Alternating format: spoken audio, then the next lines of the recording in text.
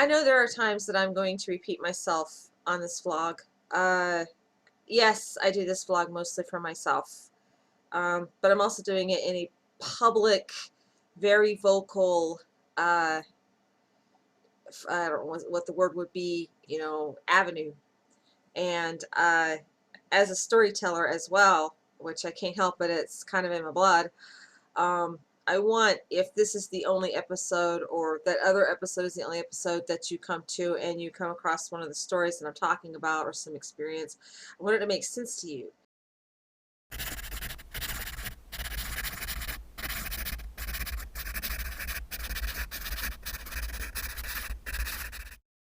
So I tend to repeat myself and I struggle not to, but I can't help it because Friday's experience may not be encapsulated in only Friday's experience. It may tie into Sunday's or last year's or next month's. And so I have to cross-reference a lot, and I can't help it. So today I'm going to talk to you a little bit about some training that I went through as a child, actually. And it took me many years to realize that this was actually a MILAB MK Ultra branch program experience.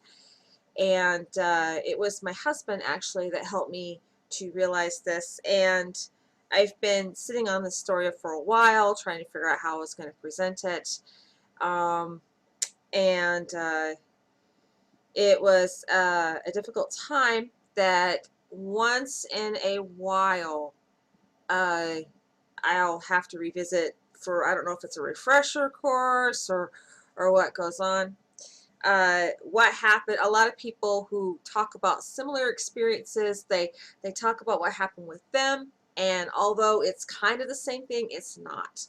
And the only time I've ever heard a tale that's close to what I experienced, it wasn't MK Ultra, it was actual military training. So uh, I am talking about survival, evasion, resistance, and escape training. I'm not sure how to present this. This actually ties into handlers, so that I will end up having to come back and talk about and probably repeat myself often in the future as I talk about some other things that have to do with this. It also has to do with zombies. And I find that incredibly intriguing because James Bartley recently revealed on a radio interview that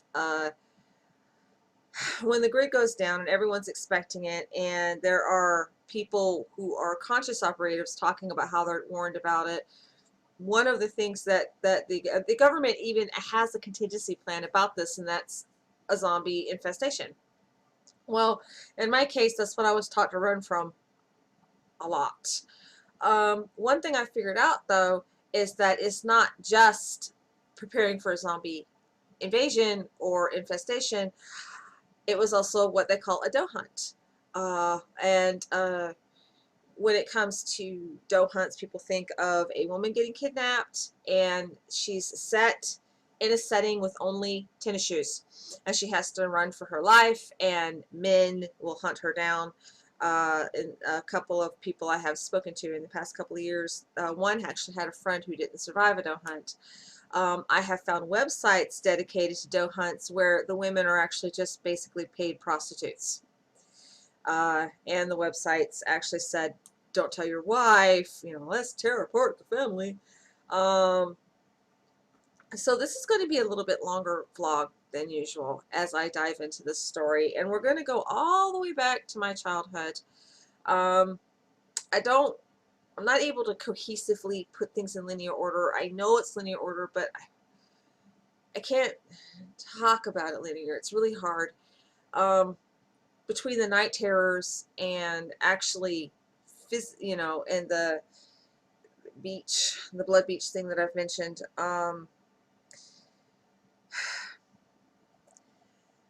I have actual memories of knowing that I was out of my house at night and going into what we called the hunting club growing up, which was a wooded area around my parents' house, and hanging out with men with guns and fatigues. And I I loved hanging with those guys. I don't know why. Maybe I got a lot of attention. I've always loved hanging with the adults, though. It's just the way I was. And then later it transformed into these terrible, terrible experiences where I'm set in the middle of an environment, usually wooded. I only got to wear my clothes. And I'm like 4, 5, 6, 7, all the way up until like junior high, 12 and 13. And I'm set out there and I have to run for my life. And I'm running from zombies. Uh, and I do mean running. And they would almost always get me, and sometimes they were dressed in uniform, sometimes they were dressed as firemen, sometimes they were just wearing flannel shirts. They almost always had weapons. And I actually have a thing where I can't see a zombie movie now. I've never watched a zombie movie in its entirety, actually, ever. Just can't. Can't. And, I actually have a memory, which I don't think I'm supposed to have, of when I was getting released to run. Like, you're actually carried out to the woods in the back of a truck. You're set out in the middle of the woods or wherever the training scenario is happening, and you're told this is your starting point, get going. The gentleman that was setting me loose, okay, actually told me, now you have to run. There is a shack in such and such a direction. When you get to it, I want you to hide in it. And I would do just that. And the time I got in that shack was always a disaster. Hiding in the, ending up crawling in the attic, terrified as they literally tore down the walls with their bare hands.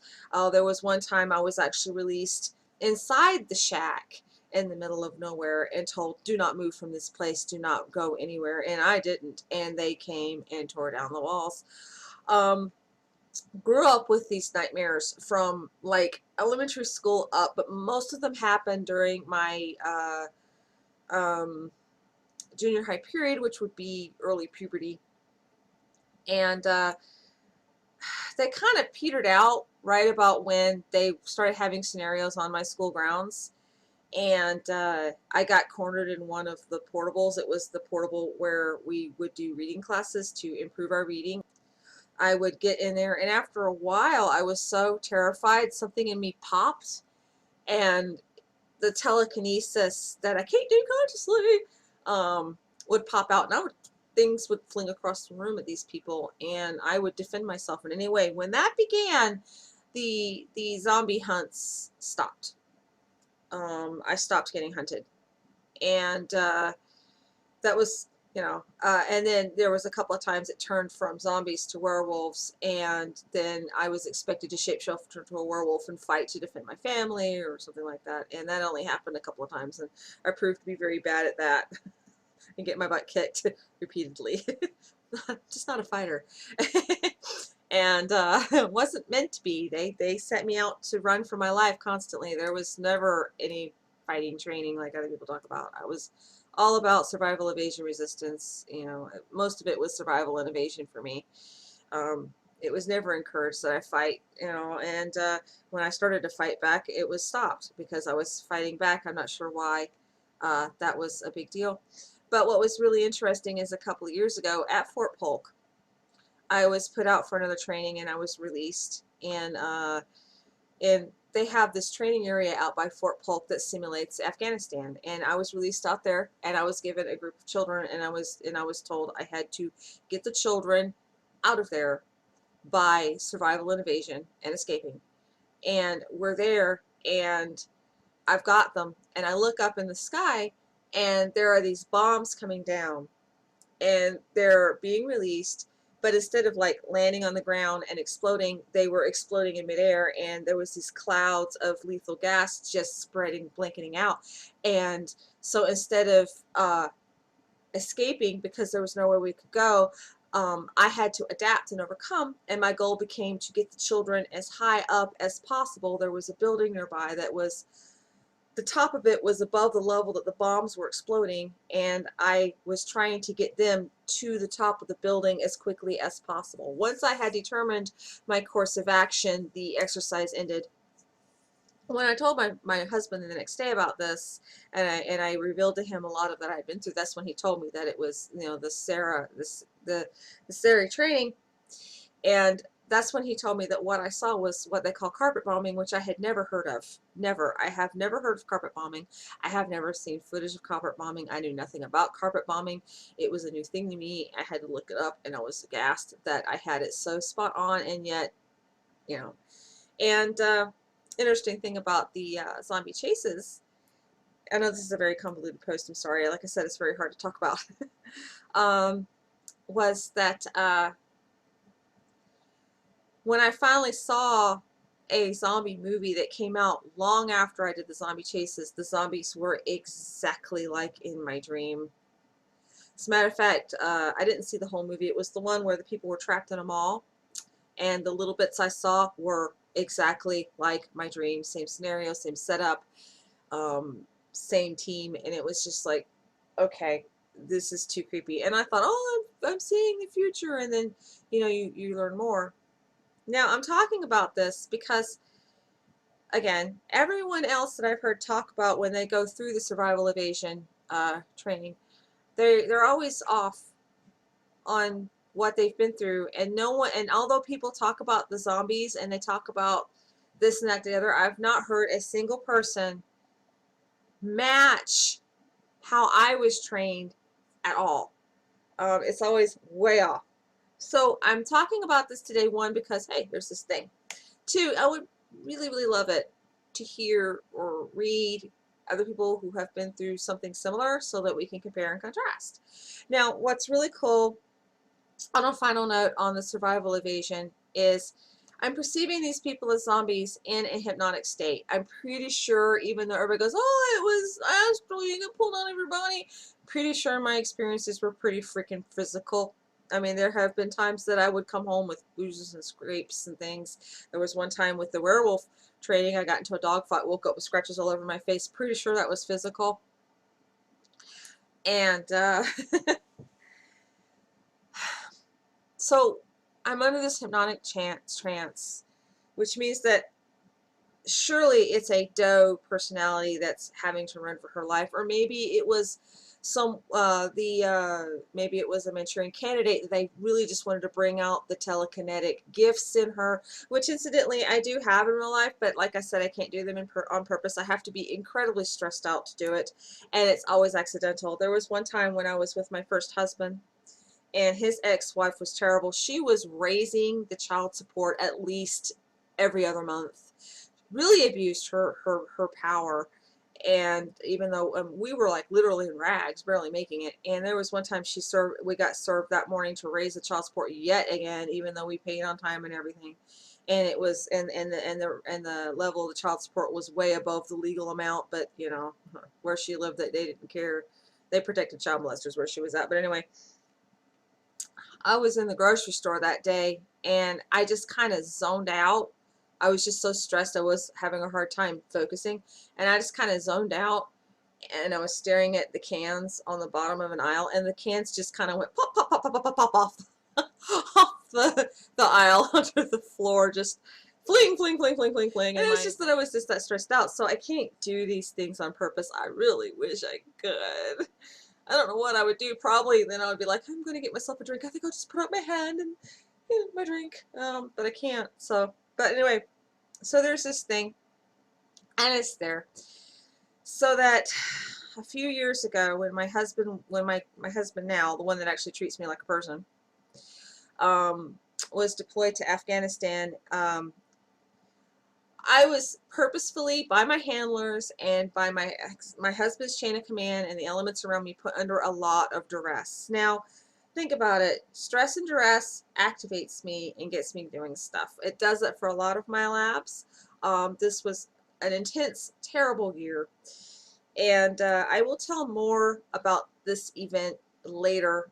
But the part that ties into the zombie hunts is I was picked up. They came to get me, and I guess they thought I was completely asleep, but I was kind of in and out, which I do after a contact experience or whatever. I was in and out, and So they played their little song, and I get up and I go to the door, and I'm whomever it was that they had trained all these years with the survival and the zombies and everything. And I can tell you that person was barking commands, expected them to obey, and told them, let's go.